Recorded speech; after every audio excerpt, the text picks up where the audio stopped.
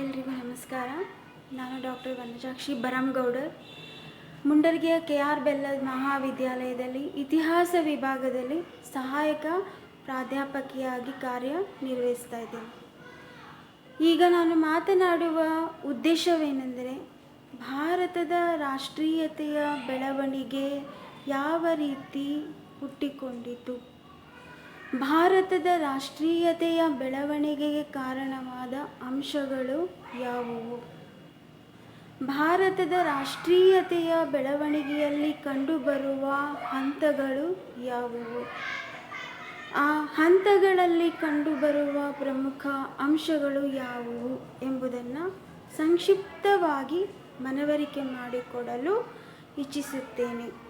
BA 6th sem ವಿದ್ಯಾರ್ಥಿಗಳೇ, ದಯವಿಟ್ಟು ಗಮನವಿಟ್ಟು ಕೇಳಿ. ಭಾರತದ ರಾಷ್ಟ್ರೀಯತೆಯ ಬೆಳವಣಿಗೆ, ಗ್ರೋತ್ ಆಫ್ ಇಂಡಿಯನ್ ನ್ಯಾಷನಲಿಸಮ್. ಆಧುನಿಕ ಭಾರತದ ಚರಿತ್ರೆಯಲ್ಲಿ ರಾಷ್ಟ್ರೀಯತೆಯ ಬೆಳವಣಿಗೆ ತುಂಬ ಮಹತ್ವದ್ದು. ಇದಕ್ಕೆ ಕ್ರಿಯಾಶೀಲತೆ ತಂದದ್ದು ರಾಷ್ಟ್ರೀಯ ಕಾಂಗ್ರೆಸ್ ಸ್ಥಾಪನೆ. 1885ರಲ್ಲಿ ಉಂಟಾದ ರಾಷ್ಟ್ರೀಯ ಕಾಂಗ್ರೆಸ್ ಸ್ಥಾಪನೆಯಿಂದಾಗಿ ಭಾರತದ ರಾಷ್ಟ್ರೀಯ ಚಳುವಳಿಗೆ ಒಂದು ಉತ್ತೇಜನ ದೊರೆಯಿತು ಅಂತಲೇ ಹೇಳ್ಬೋದು. ಇದಕ್ಕೆ ಪ್ರಮುಖವಾಗಿ 2 ಅಂಶಗಳು ಕಾರಣವಾಗುತ್ತೆ. ಒಂದು ಸ್ವರಾಜ್ಯ ಮತ್ತು ಇನ್ನೊಂದು ಏಕತೆ. ಏಕತೆ ಮತ್ತು ಸ್ವರಾಜ್ಯ, ಈ 2 ಅಂಶಗಳು ಪ್ರಮುಖ ಕಾರಣವಾಗಿದ್ದು, ಇದರಿಂದ ರಾಷ್ಟ್ರೀಯ ಕಾಂಗ್ರೆಸ್ ಸ್ಥಾಪನೆಯಾಗಿ ರಾಷ್ಟ್ರೀಯತೆಯ ಬೆಳವಣಿಗೆಗೆ ಸ್ಫೂರ್ತಿಯನ್ನು, ಉತ್ತೇಜನವನ್ನು ದೊರೆಯಿತು ಅಂತಲೇ ಹೇಳ್ಬೋದು. ಇನ್ನು ಈ ರಾಷ್ಟ್ರೀಯತೆಯ ಬೆಳವಣಿಗೆ ಉಂಟಾಗಲಿಕ್ಕೆ ಕಾರಣಗಳೇನು ಎಂಬುದು ಪ್ರಮುಖವಾದ ಅಂಶ. ಯಾವ ಕಾರಣಗಳು ಉಂಟಾದವು? ಬ್ರಿಟಿಷರು ನಮ್ಮ ಭಾರತಕ್ಕೆ ವ್ಯಾಪಾರಕ್ಕೆಂದು ಬಂದು ಇಲ್ಲಿಯೇ ನೆಲೆಸಿ ನಮ್ಮ ಭಾರತೀಯ ಸಾಮ್ರಾಜ್ಯ ರಾಜ್ಯಗಳನ್ನು ವಿಶಾಲವಾಗಿ ಆಳ್ವಿಕೆಯನ್ನು ಮಾಡಿದರು.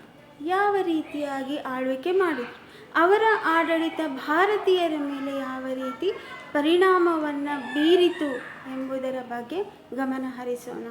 ಈ ಎಲ್ಲ ಅಂಶಗಳೇ ಮುಂದೆ ಭಾರತದ ರಾಷ್ಟ್ರೀಯತೆಯ ಬೆಳವಣಿಗೆಗೆ ಪೂರಕವಾದಂಥ ಅಂಶಗಳು. ಭಾರತೀಯರಲ್ಲಿ ನಾವು ಒಂದು, ನಮ್ಮ ದೇಶವೂ ಕೂಡ ಸ್ವತಂತ್ರವಾಗಬೇಕು ಎಂಬ ಮನೋಭಾವನೆ ಹುಟ್ಟಲು ಈ ರಾಷ್ಟ್ರೀಯತೆಯ ಬೆಳವಣಿಗೆಗೆ ಯಾವ ಕಾರಣಗಳು ಪ್ರಮುಖವಾದವು ಎಂಬುದನ್ನು ತಿಳಿದುಕೊಳ್ಳೋಣ. ಅಂದರೆ factors for the growth of nationalism, ರಾಷ್ಟ್ರೀಯತೆಯ ಬೆಳವಣಿಗೆಗೆ ಕಾರಣವಾದಂತಹ ಪ್ರಮುಖ ಅಂಶಗಳು. ಮೊದಲನೇದಾಗಿ ಬ್ರಿಟಿಷ್ ಸಾಮ್ರಾಜ್ಯಶಾಹಿ ನೀತಿ, ದ ಬ್ರಿಟಿಷ್ ಇಂಪೀರಿಯಲಿಸಮ್.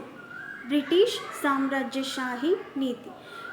ಬ್ರಿಟಿಷರು ಯಾವಾಗಲೂ ಏಕಚಕ್ರಾಧಿಪತ್ಯದಲ್ಲಿ ಆಳ್ವಿಕೆಯನ್ನು ನಡೆಸಿಕೊಂಡು ಬಂದರು. ಇದಕ್ಕೆ ಭಾರತೀಯರಲ್ಲಿ ಏಕತಾ ಮನೋಭಾವನೆ ಮೂಡಲು ಕಾರಣವಾಯಿತು. ಬ್ರಿಟಿಷರ ಸಾಮ್ರಾಜ್ಯಶಾಹಿ ನೀತಿ ಭಾರತೀಯರಲ್ಲಿ ಏಕತಾ ಮನೋಭಾವನೆ ಮೂಡಲಿಕ್ಕೆ ಕಾರಣವಾಯಿತು. ನಾವೆಲ್ಲ ಒಂದು ಎನ್ನುವ ಮನೋಭಾವನೆ ಭಾರತೀಯರಲ್ಲಿ ಬೆಳೆಯಿತು. ಜೊತೆಗೆ ಜರ್ಮನಿ ಮತ್ತು ಇಟಲಿಯ ಏಕೀಕರಣದ ಪ್ರಭಾವವೂ ಕೂಡ ಭಾರತೀಯರಲ್ಲಿ ಮೂಡಿತು.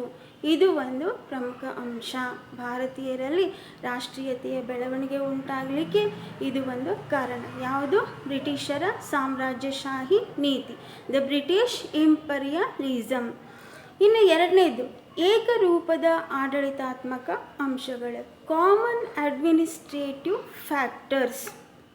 ಹಿಂದಿನ ಭಾರತೀಯ ಸಾಮ್ರಾಜ್ಯಗಳಿಗಿಂತಲೂ ಬ್ರಿಟಿಷರು ವಿಶಾಲವಾದಂಥ ಸಾಮ್ರಾಜ್ಯವನ್ನು ಹೊಂದಿದ್ರು, ಏಕರೂಪದ ಆಡಳಿತವನ್ನು ನಡೆಸಿಕೊಂಡು ಬಂದರು.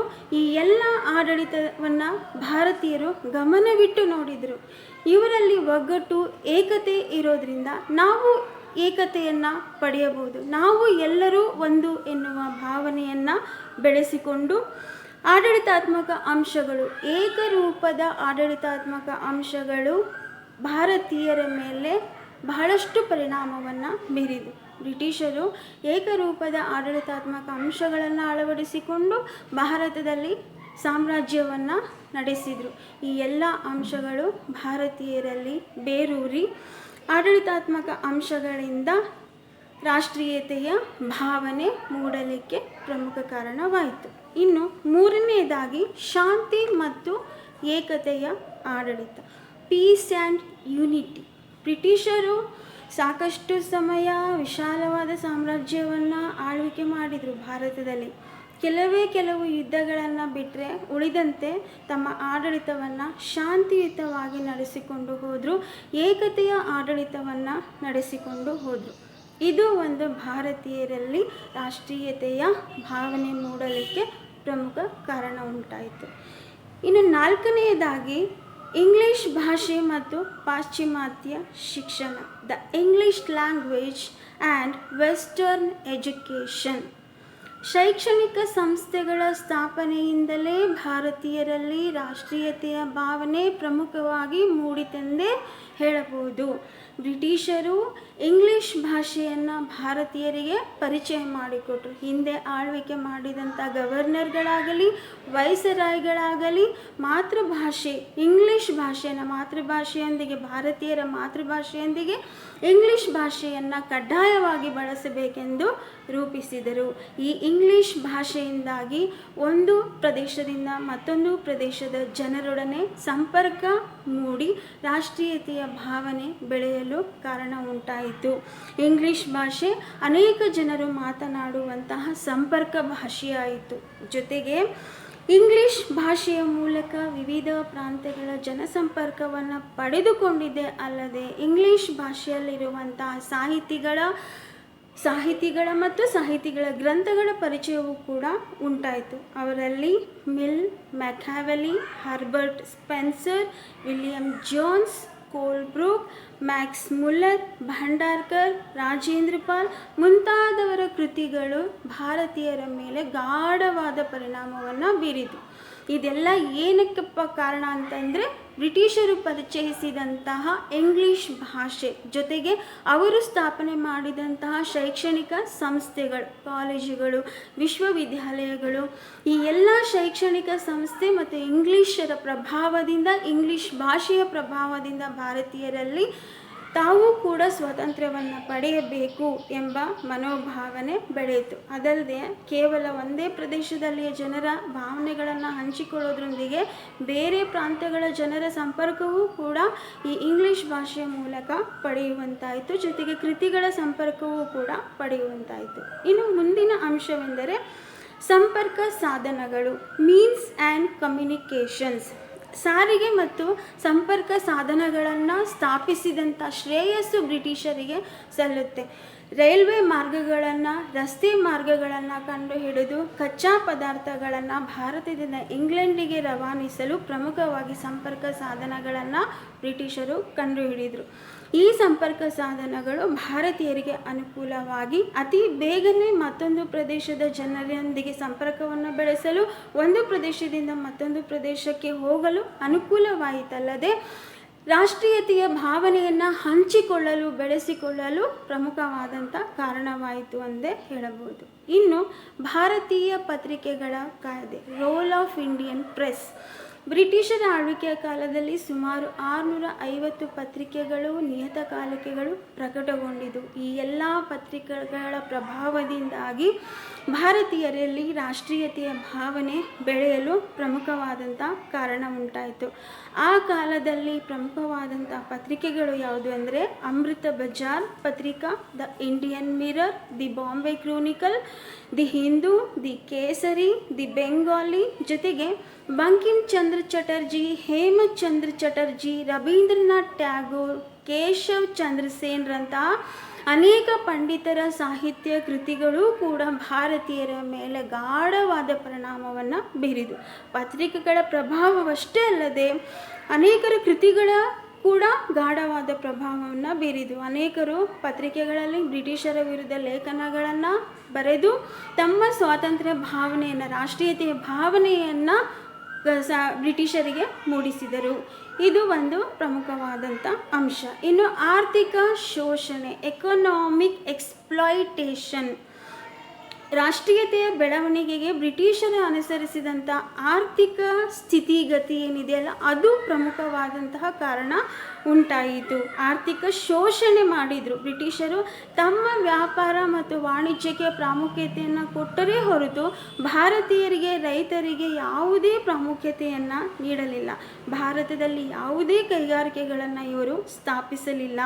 ಭಾರತದ ಕಚ್ಚಾ ಪದಾರ್ಥಗಳನ್ನು ಇಂಗ್ಲೆಂಡಿಗೆ ತಮ್ಮ ಕೈಗಾರಿಕೆಗಳಿಗೆ ರಫ್ತು ಮಾಡಲಾಗ್ತಾ ಇತ್ತು. ಭಾರತದ ಸರಕುಗಳ ಮೇಲೆ ಅತಿಯಾದ ತೆರಿಗೆಯನ್ನು ವಿಧಿಸ್ತಾ ಇದ್ರು. ಭಾರತದ ಸರಕುಗಳ ಮೇಲೆ ಅತಿಯಾದ ತೆರಿಗೆಯನ್ನು ಅಂದರೆ 10ರಿಂದ 20ರಷ್ಟು ತೆರಿಗೆಯನ್ನು, ತಮ್ಮ ಸರಕುಗಳ ಮೇಲೆ ಕೇವಲ 3ರಿಂದ 3.5% ತೆರಿಗೆಯನ್ನು ಮಾತ್ರ ಅವರು ವಿಧಿಸ್ತಾ ಇದ್ರು. ಈ ರೀತಿಯಾಗಿ ಇವರ ಆರ್ಥಿಕ ಶೋಷಣೆ ಭಾರತೀಯರ ಮೇಲೆ ಗಾಢವಾದ ಪರಿಣಾಮ ಉಂಟಾಗಿ ರಾಷ್ಟ್ರೀಯತೆಯ ಸಂಕಲ್ಪ, ರಾಷ್ಟ್ರೀಯತೆಯ ಭಾವನೆ ಬೆಳೆಯಲು ಪ್ರಮುಖ ಕಾರಣ ಉಂಟಾಯಿತು. ಇನ್ನು ಧಾರ್ಮಿಕ ಮತ್ತು ಸಾಮಾಜಿಕ ಪುನರುಜ್ಜೀವನ, ಸೋಸಿಯೋ ರಿಲಿಜಿಯಸ್ ರಿನೈಸನ್ಸ್.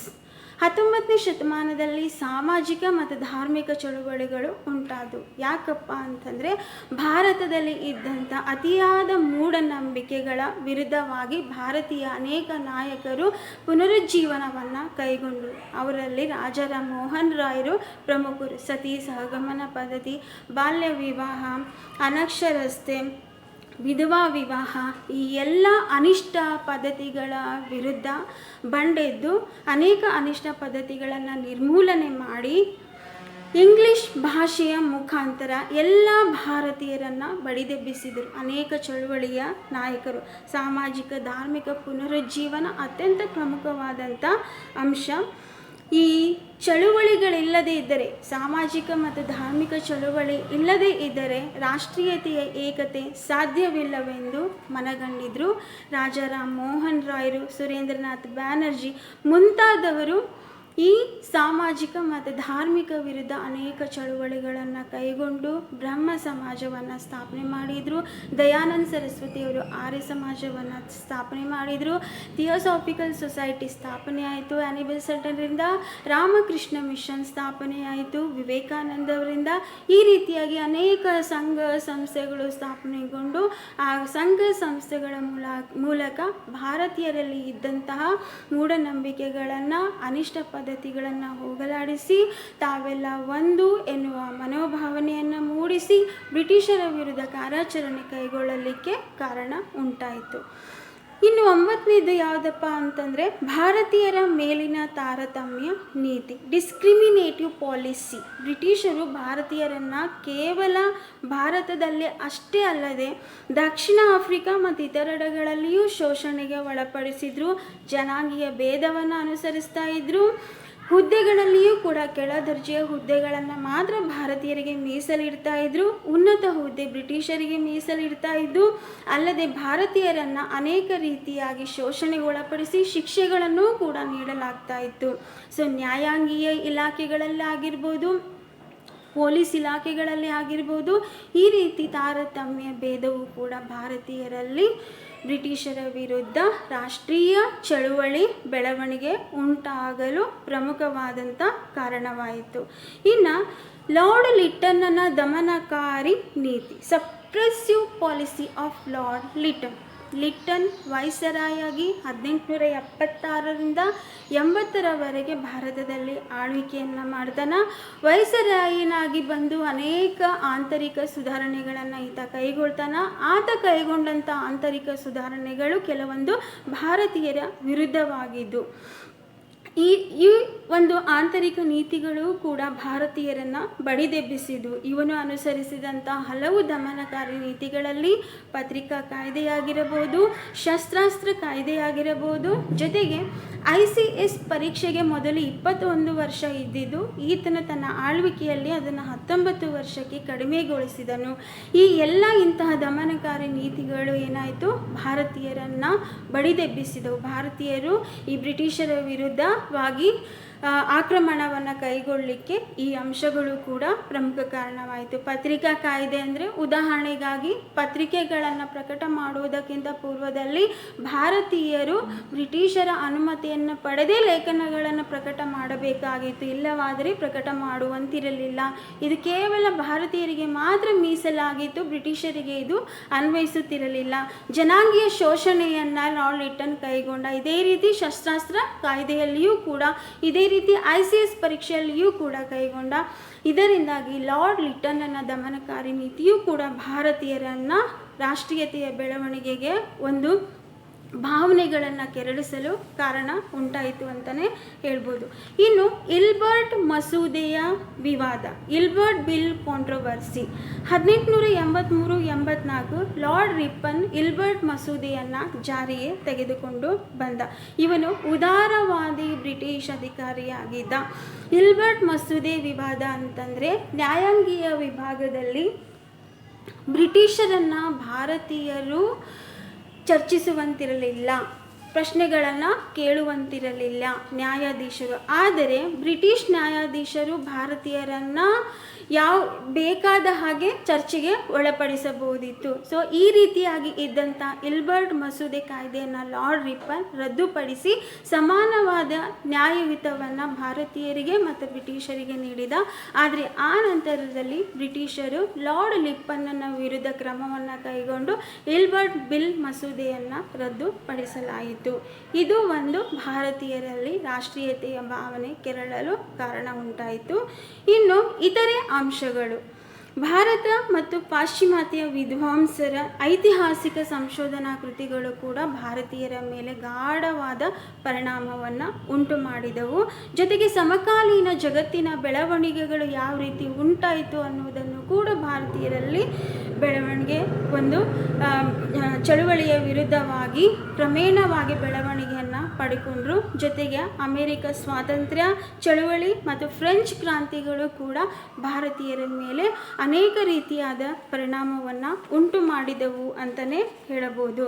ಈ ರೀತಿಯಾಗಿ ಅನೇಕ ರೀತಿಯಾದಂತಹ ಭಾರತದ ರಾಷ್ಟ್ರೀಯತೆಯ ಪೂರಕವಾದಂಥ ಅಂಶಗಳಿಂದಾಗಿ ಭಾರತೀಯರು ಎಚ್ಚರಗೊಂಡು ಬ್ರಿಟಿಷರ ವಿರುದ್ಧ ಕ್ರಮಗಳನ್ನು ಕೈಗೊಂಡು ಮುಂದೆ ಸ್ವಾತಂತ್ರ್ಯವನ್ನು ಪಡೆದುಕೊಳ್ಳಲಿಕ್ಕೆ ಕಾರಣ ಉಂಟಾಯಿತು. ಇದಕ್ಕೆ ಮೂಲ ಕಾರಣವೆಂದರೆ ರಾಷ್ಟ್ರೀಯ ಕಾಂಗ್ರೆಸ್ ಸ್ಥಾಪನೆ. 1885ರಲ್ಲಿ ರಾಷ್ಟ್ರೀಯ ಕಾಂಗ್ರೆಸ್ ಸ್ಥಾಪನೆಯಾದ ನಂತರ ಮುಂದೆ ಹಂತಗಳಲ್ಲಿ ಹಂತವಾಗಿ ಬೆಳವಣಿಗೆಗೊಂಡು 1947ರ ಸ್ವಾತಂತ್ರ್ಯ ಕಾಯ್ದೆಯ ಮೂಲಕ ಭಾರತೀಯರು ಸ್ವಾತಂತ್ರ್ಯವನ್ನು ಪಡೆದುಕೊಂಡರು.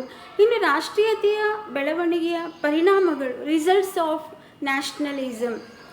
ಈ ಮೇಲಿನ ಎಲ್ಲ ಅಂಶಗಳ ಪರಿಣಾಮ ಭಾರತದಲ್ಲಿ ರಾಷ್ಟ್ರೀಯ ಕಲ್ಪನೆ ಬೆಳೆಯಲಾರಂಭಿಸಿತು. ಭಾರತ ಆರ್ಥಿಕವಾಗಿ, ಸಾಮಾಜಿಕವಾಗಿ, ರಾಜಕೀಯವಾಗಿ ಸಂಪೂರ್ಣ ಅಧಪತನದ ಹಾದಿಯೊಳಗೆ ಇತ್ತು. ಈ ಕುರಿತು ಎ.ಓ. ಹ್ಯೂಮ್ ಅವರು ಒಂದು ವಾಕ್ಯವನ್ನು ಹೇಳಿದ್ದಾರೆ. ಏನಪ್ಪ ಅಂತಂದರೆ, ಬ್ರಿಟಿಷರ ದುಬಾರಿ ಮತ್ತು ಅಸಮರ್ಪಕ ನ್ಯಾಯಾಲಯಗಳ ಸ್ಥಾಪನೆ, ಭ್ರಷ್ಟ ಮತ್ತು ದಮನಕಾರಿ ಪೊಲೀಸ್ ವ್ಯವಸ್ಥೆ, ಕಠಿಣವಾದ ಕಂದಾಯ ಆಡಳಿತ, ಶಸ್ತ್ರಾಸ್ತ್ರ ಮತ್ತು ಅರಣ್ಯ ಕಾಯ್ದೆಗಳಂತಹ ದಮನಕಾರಿ ನೀತಿಗಳ ವಿರುದ್ಧ ಭಾರತೀಯರು ದಂಗೆ ಎದ್ದರು. ಇದರ ಪರಿಣಾಮವಾಗಿಯೇ ರಾಷ್ಟ್ರೀಯ ಚಳವಳಿ ಆರಂಭಗೊಂಡಿತು ಎಂದು ಎ.ಓ. ಹ್ಯೂಮ್ ಅವರು ಸ್ಪಷ್ಟವಾಗಿ ತಮ್ಮ ಅಭಿಪ್ರಾಯವನ್ನು ವ್ಯಕ್ತಪಡಿಸಿದ್ದಾರೆ. ಬ್ರಿಟಿಷರ ದಮನಕಾರಿ ನೀತಿಯ ವಿರುದ್ಧ ಅಖಿಲ ಭಾರತ ಮಟ್ಟದಲ್ಲಿ ಭಾರತೀಯ ಸಂಘಟನೆ ಉಂಟಾಗಿ ಭಾರತೀಯ ರಾಷ್ಟ್ರೀಯ ಕಾಂಗ್ರೆಸ್ ಸ್ಥಾಪನೆಯಾಯಿತು. ಜೊತೆಗೆ ಭಾರತದಲ್ಲೆಲ್ಲ ಬ್ರಿಟಿಷರ ವಿರುದ್ಧ ಚಳುವಳಿಗಳು ಆರಂಭಗೊಂಡವು. ಇದು ಭಾರತದ ರಾಷ್ಟ್ರೀಯತೆಯ ಬೆಳವಣಿಗೆಯ ಪೂರಕವಾದ ಅಂಶಗಳೊಂದಿಗೆ ಪರಿಣಾಮಗಳು. ಇನ್ನು ಭಾರತದ ರಾಷ್ಟ್ರೀಯ ಚಳುವಳಿ 3 ಹಂತಗಳಲ್ಲಿ ಯಾವ ಪ್ರಕಾರವಾಗಿ ಸ್ಥಾಪನೆಯಾಯಿತು. ಇಂಡಿಯನ್ ನ್ಯಾಷನಲ್ ಮೂವ್ಮೆಂಟ್, ಭಾರತದ ರಾಷ್ಟ್ರೀಯ ಚಳುವಳಿ. ಭಾರತದ ರಾಷ್ಟ್ರೀಯ ಕಾಂಗ್ರೆಸ್ ಸ್ಥಾಪನೆ 1885ರಲ್ಲಿ ಉಂಟಾಯಿತು. ಇನ್ನು ಈ ರಾಷ್ಟ್ರೀಯ ಹಂತಗಳು 3 ಹಂತಗಳಲ್ಲಿ ಪ್ರಾರಂಭವಾಗುತ್ತೆ. ಪ್ರಥಮ ಹಂತ ಮಂದಗಾಮಿಗಳ ಯುಗವೆಂದು ಕರೆಯಲಾಯಿತು. 1885ರಿಂದ 1905ರವರೆಗೆ. ಅಂದರೆ ಉದಾರವಾದಿ ಚಳುವಳಿ. ಮಂದಗಾಮಿಗಳಂದರೆ ಬ್ರಿಟಿಷರ ವಿರುದ್ಧ ಯಾವುದೇ ಹೋರಾಟವನ್ನು ಮಾಡದೆ ಬ್ರಿಟಿಷ್ ಸರ್ಕಾರದೊಂದಿಗೆ ಹೊರಟು ತಮ್ಮ ಅಭಿಪ್ರಾಯಗಳನ್ನು, ತಮ್ಮ ಬೇಡಿಕೆಗಳನ್ನು ಬ್ರಿಟಿಷರ ಮುಂದೆ ಸಲ್ಲಿಸಿ ಅವರಿಂದ ಸ್ವಾತಂತ್ರ್ಯವನ್ನು ಪಡೆದುಕೊಳ್ಳುವುದು. ಅವರ ಅನುಮತಿಯೊಂದಿಗೆ ಯಾವುದೇ ಯುದ್ಧಗಳಿಲ್ಲದೆ ಶಾಂತವಾಗಿ ಸ್ವಾತಂತ್ರ್ಯವನ್ನು ಪಡೆದುಕೊಳ್ಳುವ ಒಂದು ಸಂಘವೆಂದರೆ ಮಂದಗಾಮಿಗಳ ಸಂಘ. ಉದಾರವಾದಿ ಚಳುವಳಿ ಅಂತಲೂ ಕೂಡ ಕರೀತಾರೆ. ಬ್ರಿಟಿಷ್ ಆಡಳಿತದ ವಿರುದ್ಧ ಯಾವುದೇ ದಂಗೆ ಏಳಲಿಲ್ಲ. ಈ ಹಂತದ ನಾಯಕರು ಯಾರಪ್ಪ ಅಂತಂದರೆ ಫಿರೋಜ್ ಶಾ ಮೆಹ್ತಾ, ಗೋಪಾಲಕೃಷ್ಣ ಗೋಖಲೆ, WC ಬ್ಯಾನರ್ಜಿ, ಸುರೇಂದ್ರನಾಥ್ ಬ್ಯಾನರ್ಜಿ, ದಾದಾಬಾಯಿ ನವರೋಜಿ, ರಾಸ್ ಬಿಹಾರಿ ಬೋಸ್, ಬದ್ರುದ್ದೀನ್ ತ್ಯಾಬ್ಜಿ ಮೊದಲಾದವರು ಮಂದಗಾಮಿಗಳ ನಾಯಕರಾಗಿದ್ದರು. ಇನ್ನು ದ್ವಿತೀಯ ಹಂತ ತೀವ್ರಗಾಮಿಗಳ ಯುಗ 1905ರಿಂದ 1919ರವರೆಗೆ. ಮಂದಗಾಮಿಗಳು ಗೊತ್ತುವಳಿ ಮಾಡಿದಂಥ ಗೊತ್ತುವಳಿಯನ್ನು ಪಾಸು ಮಾಡಿ ಸರ್ಕಾರಕ್ಕೆ ಮಂಡಿಸ್ತಾ ಇದ್ದಿದ್ದರಿಂದ ತೀವ್ರಗಾಮಿಗಳಿಗೆ ಇದನ್ನು ಸಹಿಸಿಕೊಳ್ಳಲಿಕ್ಕೆ ಆಗಲಿಲ್ಲ. ಪ್ರತಿರೋಧದಿಂದ ಮಾತ್ರ ಸ್ವಾತಂತ್ರ್ಯ ಸಾಧ್ಯ ಎಂಬುದನ್ನು ತೀವ್ರಗಾಮಿಗಳು ಮನಗಂಡಿದ್ರು. ಈ ಬಾಲಗಂಗಾಧರ ತಿಲಕರು ತೀವ್ರಗಾಮಿಗಳ ಪ್ರಮುಖ ನಾಯಕರಾಗಿದ್ದರು. ತೀವ್ರಗಾಮಿಗಳು ಮಂದಗಾಮಿ ನೀತಿಯನ್ನು ವಿರೋಧಿಸಿ ಬಲವಾಗಿ ಯುದ್ಧವನ್ನು ಮಾಡದೆ, ಶಸ್ತ್ರವನ್ನು ಹಿಡಿಯದೆ ಸ್ವಾತಂತ್ರ್ಯವನ್ನು ಪಡೆಯಲಿಕ್ಕೆ ಸಾಧ್ಯವಿಲ್ಲ ಎಂಬುದು ಇವರ ನೀತಿಯಾಗಿತ್ತು. ಈ ಗುಂಪಿನ ನಾಯಕರೆಂದರೆ ತಿಲಕ್, ಅರವಿಂದೋ ಘೋಷ್, ಲಾಲಾ ಲಜಪತ್ ರಾಯ್, ಬಿಪಿನ್ ಚಂದ್ರ ಪಾಲ್ ಮೊದಲಾದವರು ಈ ಸಂಘದ ನಾಯಕರಾಗಿದ್ದರು.